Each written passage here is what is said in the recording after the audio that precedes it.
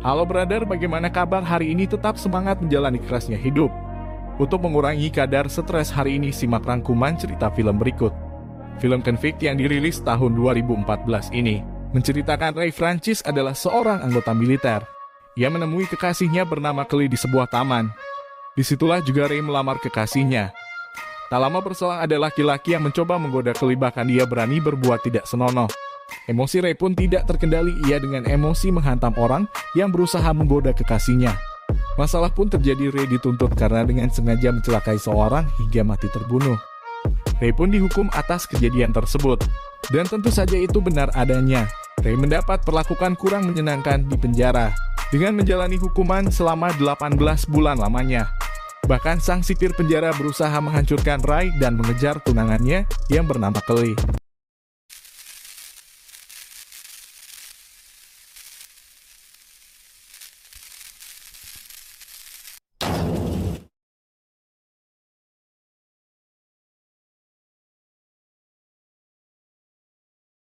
Di suatu pagi hari terlihat sebuah pesawat yang telah mendarat dengan begitu mulus. Seorang anggota militer bernama Ray juga telah sampai di tujuannya, dan dia telah membulatkan niatnya untuk berhenti dari dunia militer, demi memulai kehidupan barunya bersama sang kekasih. Kelly yang sedang bersantai di sebuah taman yang sekaligus merupakan kekasih dari Ray. Kelly dikejutkan oleh kemunculan pacarnya itu yang ternyata datang lebih awal dari hari yang telah dijanjikan. Sebelumnya memang sengaja merencanakan semua itu, termasuk dengan memberikan kejutan sebuah cincin lamaran. Dan jelas saja wanita itu pun sangat terkesan dan semakin menyayangi pacarnya itu. Mereka pun beranjak pergi dari tempat tersebut. Namun ternyata buku yang sempat dibaca Kelly malah tertinggal di tempatnya tadi. Ray pun kembali untuk mengambilnya. Tetapi hal buruk mulai terjadi pada hidup Ray. Pacarnya yang sedang menunggu di depan mobil malah dihampiri oleh dua pria yang langsung membodanya. Meski tidak terima namun masih menahan amarahnya, berharap tidak terjadi hal yang bakal merusak harinya. Ternyata salah satu pria yang bernama Tim tiba-tiba menghampiri jendela pintu mobil dekat tempat duduk Kelly dan memperlihatkan terongnya pada wanita itu. Mendapati aksi tersebut seolah tak bisa lagi memaafkan pria itu. Langsung saja Ray menghajar bersama dengan satu pria lainnya. Parahnya lagi, pria yang sempat berbuat tak sopan itu malah sekarang tak terima dan mengeluarkan pisaunya untuk menyerang Ray, yang merupakan anggota militer dan sangat lihai dalam bela diri. Bisa dengan mudah menghindari serangan itu, namun apesnya pria tadi malah tertancap sama senjatanya sendiri dan membuatnya tewas begitu saja. Di depan pengacaranya, Ray sempat menceritakan semua insiden di tempat dialaminya, termasuk upayanya dalam membela diri dari serangan pria tadi. Namun secara mengejutkan, pengacara hanya memiliki dua pilihan yang bisa diambil oleh Ray. Ray bisa tetap berpendirian untuk tidak mengakui pembunuhan itu dan berdalih hanya untuk membela diri dari serangan pria tersebut. Namun itu justru akan membuat hukuman penjara 5-8 tahun lamanya. Berbeda jika Ray mau mengakui perbuatannya yang telah menikam Tim, maka ia hanya akan mendapat hukuman 2-3 tahun penjara. Jelas saja ini menjadi pilihan yang sulit baginya. Namun pada akhirnya rela mengakui pembunuhan tersebut dengan harapan agar ia tidak perlu terlalu lama menghabiskan waktunya di dalam jeruji besi. Di tempat tinggalnya, Harvey yang merupakan ayah dari mendiang Tim terlihat sangat sedih dan tidak terima begitu saja atas meninggalnya putranya tersebut. Harvey yang merupakan seorang pria kaya, jelas bisa dengan mudah menuruti semua keinginannya, termasuk ketika mendapatkan laporan dari salah satu informannya tentang identitas Ray dan di mana pembunuh anaknya itu akan dipenjara. Kini Harvey sedang mendatangi Jack yang merupakan kepala penjara tempat di mana Ray akan melalui masa hukumannya. Kedua pria itu nampak sangat akrab, seolah menandakan mereka memiliki hubungan yang cukup baik. Harvey yang memiliki dendam sangat besar terhadap Ray meminta agar Jack mau memberi pelajaran pada pembunuh anaknya itu. Bahkan Harvey telah menyiapkan uang sebagai upah bagi kepala penjara itu untuk bisa membunuh Ray di sana. Kemudian di dalam penjara, Ray terlihat bersama narapidana baru lainnya, kini sedang disambut oleh Rico yang merupakan sipir di sana. Ia dikisahkan sebagai seorang sipir yang licik dan selalu bertindak semaunya sendiri. Sipir tua itu juga sempat memerintahkan para narapidana baru untuk melepas pakaian dan membuka mulut mereka, dan menjulurkan lidahnya masing-masing. Bahkan ketika Ray berusaha membela salah satu napi muda di sana, ia malah mendapat pukulan dari Rico. Setelah mendapat pakaian penjara, Ray tidak langsung dibawa ke selnya, melainkan napi baru itu dibawa ke ruangan Jack. Dari sini Jack mulai mengungkap tentang masa lalu Ray, di mana napi baru itu dulunya merupakan anggota militer yang juga sempat ditugaskan di Irak. Bahkan ia tercatat pernah mendapat penghargaan medali keberanian atas kinerjanya. Di halaman penjara Ray yang merupakan napi baru mendapat perlakuan yang kurang baik dari salah satu napi berbadan besar. Napi yang diketahui bernama Tukin tersebut juga sempat memulai pertarungannya dengan Ray. Tidak lama kemudian muncullah Mason bersama dengan kelompoknya yang seolah ingin membela napi baru itu. Napi itu juga sempat mengatakan bahwa ia bersama kelompoknya siap membantu siapa saja jika diperlukan. Pertikaian itu pun dihentikan oleh salah satu seorang sipir setelah mengancam akan mengurung Mason dalam sela isolasi. Singkat cerita, Ray yang sedang membaca buku di dalam selnya tiba-tiba didatangi oleh sejumlah sipir yang menggeledah sela tersebut. Rico yang juga turut menggeledah sela itu sempat menemukan foto Kelly yang terselip di salah satu buku di sana. Dengan muka mupengnya, Rico menjelati foto tersebut. Dan langsung membuat Ray sangat kesal, bahkan ingin menyerang Rico. Namun upaya itu lebih dulu digagalkan oleh dua sipir lainnya yang langsung menahan Ray. Ray juga kembali mendapat provokasi dari Rico yang seolah dia menegaskan ingin mendapat pukulan dari napi baru itu, agar bisa memberikannya hukuman tambahan. Namun tampaknya Ray benar-benar bisa menahan amarahnya yang justru membuat Rico marah, dan akan memukul napi itu menggunakan tongkat kayunya. Tapi untungnya aksi itu bisa digagalkan oleh sipir lainnya. Pengalaman buruk juga tidak didapat dari sipir saja. Ray yang sedang mandi juga sempat diancam oleh salah satu napi bertubuh besar, yang menyuruhnya untuk memuaskan nafsunya. Napi yang bernama Hammer itu langsung marah ketika Ray menolaknya mentah-mentah. Ray juga sempat menumbangkan Hammer dengan cukup mudah, namun Rico yang berada di sana dengan cepat bisa mengamankan Ray dan membawanya menghadap Jack. Di ruang kerjanya, Jack sempat menjelaskan pada Ray bahwa risiko adanya aksi asusila tetap saja bisa terjadi di penjara. Meski sempat memberikan pembelaan dan haknya sebagai napi di sana, Ray hanya mengenakan handuk, jelas tak bisa melawan mereka. Bahkan dia sempat diinjak dan dipukul beberapa kali oleh Rico di tempat tersebut. Kemudian di ruang makan, Ray menikmati jam makan itu bersama dengan beberapa napi lainnya, termasuk David yang merupakan napi tertua di penjara. Beserta ada Matt dan Jack yang diketahui baru berusia 18 tahun. David terlihat cukup simpati pada Ray. Dia juga sempat mengungkapkan kasus perampokan yang sempat dilakukan bersama adiknya 15 tahun yang lalu, ketika mereka merampok truk membawa uang dan membunuh dua petugas serta seorang polisi. Aksi tersebut malah merenggut nyawa adiknya. Sementara ia sendiri harus menjalani hukuman seumur hidup. Sedangkan uang hasil rampokan disembunyikan oleh David di suatu tempat, yang hanya diketahui oleh dirinya sendiri. Kemudian Ray kedatangan tamu di ruang berkunjung, dan ternyata itu adalah Kelly yang dengan setia masih mau menjenguk tunangannya di penjara.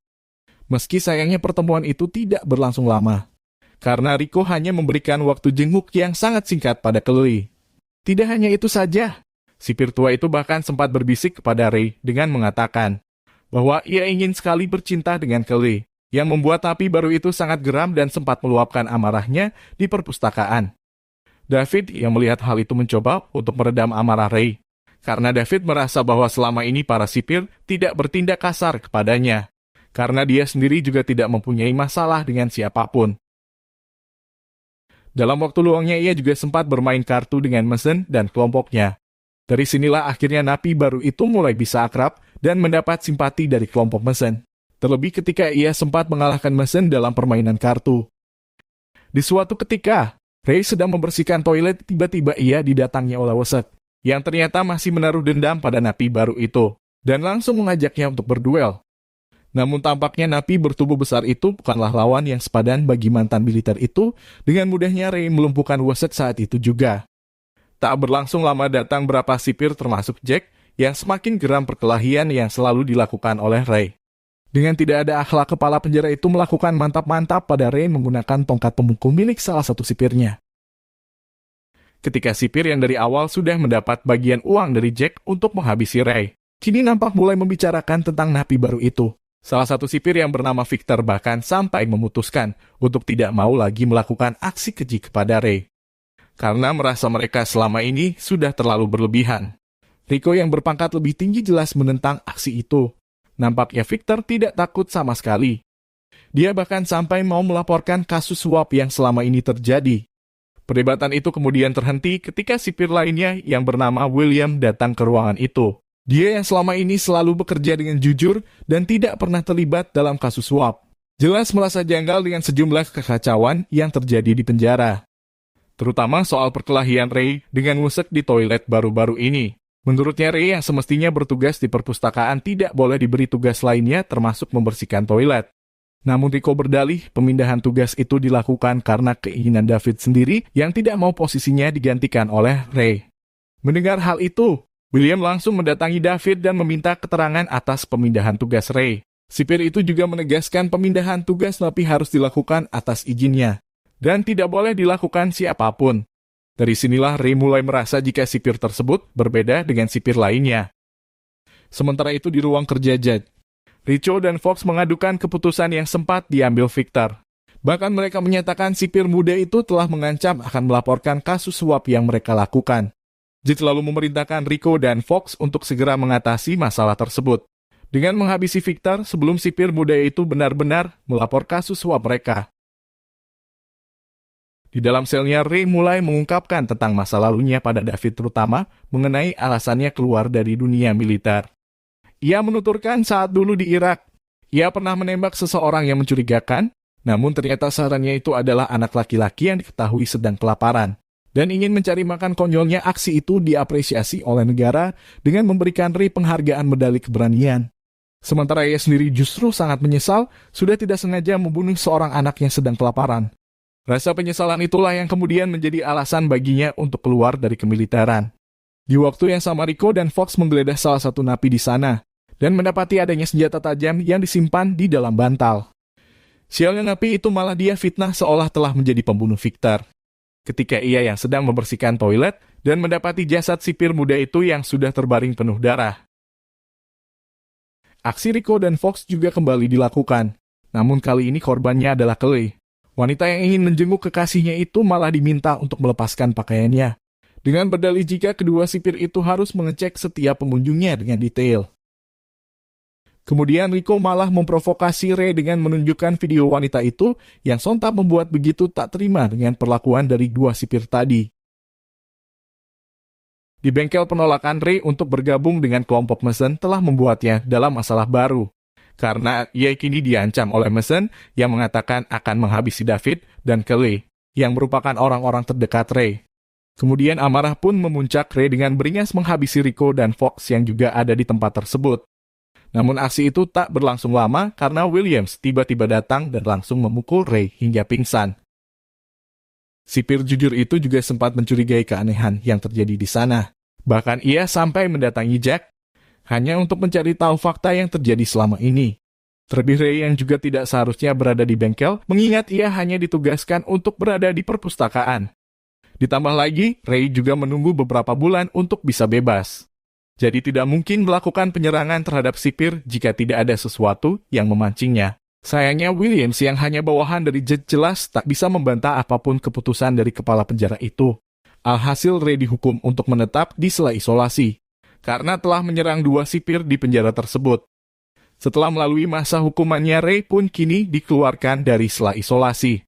Williams yang terus merasa penasaran dengan napi baru itu mulai menanyakan banyak hal pada Ray. Kemudian keesokan harinya Ray yang sedang berolahraga sempat dihampiri oleh Jen yang ternyata disuruh oleh Mason untuk menghabisinya. Namun tampaknya napi muda itu tidak tega untuk melakukan aksi tersebut. Apalagi Ray juga merupakan sosok yang selalu berlaku baik padanya. Alhasil napi muda itu pun harus bernasib malang dan dihabisi oleh Mason di dalam selnya. Mendengar kabar tersebut, Ray sangat marah dan tak tahan lagi dengan perlakuan Mason hingga ia pun mendatangi kelompok itu dan pertarungan dimulai. Ray yang merupakan mantan anggota militer jelas bisa dengan sangat mudah menumbangkan salah satu anak buah Mason, termasuk dengan Mason sendiri. Yang dihabisinya dengan begitu mudah, bahkan Mason hampir tewas di tangan Ray. Untungnya David mengingatkannya untuk tidak bertindak ceroboh. Dalam kekacauan itu, ternyata ada yang melempar pisau ke dekat Mason seolah memberinya pesan untuk segera menghabisi Ray saat itu. Apesnya David yang sedang memeluk Ray malah membalikkan badannya dan mengorbankan dirinya demi melindungi napi baru itu. Ray yang dalam kondisi diborgol kini dibawa menghadap Judge di ruangannya. Ray yang sempat mempertanyakan soal masalah yang selama ini dialaminya sejak masuk penjara. Seakan tak terima karena hanya dirinya sendirilah yang selalu dimusuhi oleh para sipir, termasuk Mason dan kelompoknya. Dari sinilah akhirnya Jack mengungkapkan tentang semua hal yang menjadi motifnya untuk tetap menahan Ray di sana dan selalu memancing agar terus berbuat masalah, hingga tak bisa bebas sampai kapanpun. Termasuk dengan mengatakan tentang bayaran yang dia terima untuk semua aksi tersebut. Namun hal tak terduga malah terjadi. Ray yang tadinya bersikap biasa dan tak ingin membuat masalah lagi dengan kepala penjara itu. Ray mengeluarkan ponsel dari dalam celananya, yang ternyata terhubung dengan William sejak ia memasuki ruangan itu. Kemudian Williams dan sipir lainnya pun masuk ke ruangan tersebut, lalu mereka menangkap Jack, Rico, dan Fox atas kasus penyuapan. Di ruang perawatan David yang sebelumnya ditusuk oleh Mason, kini terlihat sangat bersyukur karena ia masih bisa selamat dari aksi itu.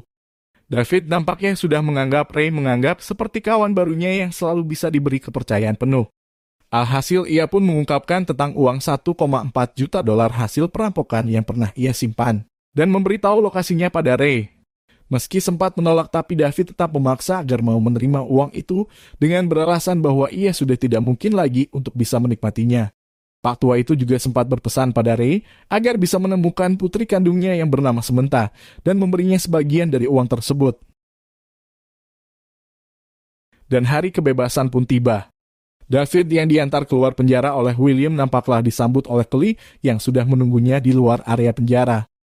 Keduanya nampak sangat bahagia setelah menunggu masa penantian yang begitu lama. Singkat cerita, Ray yang sudah berhasil mendapatkan uang dari David sesuai dengan petunjuk lokasi yang diberikannya. Kemudian bersama Kelly kini mengunjungi rumah Samantha. Mantan anggota militer itu kemudian memberikan sebuah tas penuh dengan uang kepada Samantha, lalu meninggalkannya sambil mengatakan bahwa David sangat merindukan sosok Samantha. Di akhir film terlihat William yang sedang memberi pengarahan terhadap para narapidana baru di penjara tersebut, dan ternyata salah satu di antaranya adalah Harvey yang kini harus mendekam di penjara karena kasus suap yang dilakukannya pada cek tempo lalu berakhir. Dan film pun berakhir mengharukan. Sepenggal kata untuk film Convict tahun 2014 ini. Jangan pernah melakukan ketidakadilan terhadap hukum negara dan nantinya para tersangka akan mendapatkan karma. Oke brother, terima kasih sudah menonton video ini. Jangan lupa subscribe, like, dan share. Karyawan dikhianati. Sampai jumpa di video berikutnya.